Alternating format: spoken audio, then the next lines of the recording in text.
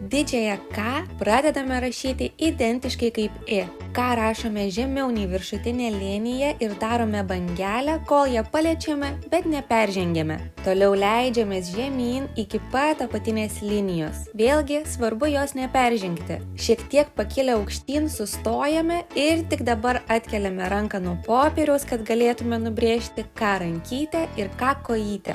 Kiek žemiau nei viršutinė eilutė brėžiame lanką, kol ją paliečiame ir tada bangelę leidžiamės žemyn. Linijos turėtų susiliesti ties viduriu. Tai yra K rankytė. Dabar net kėlę rankos, leidžiamės žemyn bangele ir palietę apatinę eilutę padarome lanką. Čia nupiešiame K kojytę. Atkeliame ranką nuo popieriaus ir tai yra rašytinė K didžioji. Dabar pasimokysime rašyti mažąją K raidę. Mažąją K pradedame rašyti identiškai kaip mažąją H.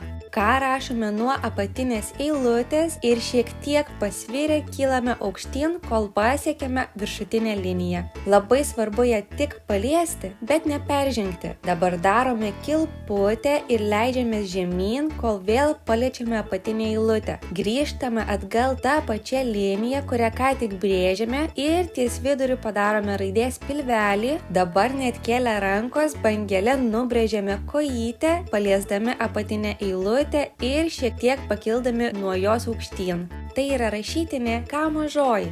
Kad geriau išmoktumėte parašyti didžiąją ir mažąją K raidę, reikia praktikuotis. Pabandykite visą pirmą eilutę užpildyti tik didžiosiomis K raidėmis, o žemiau esančią tik mažosiomis K raidėmis. Taip kartokite, kol išpildysite visas puslapyje esančias eilutes.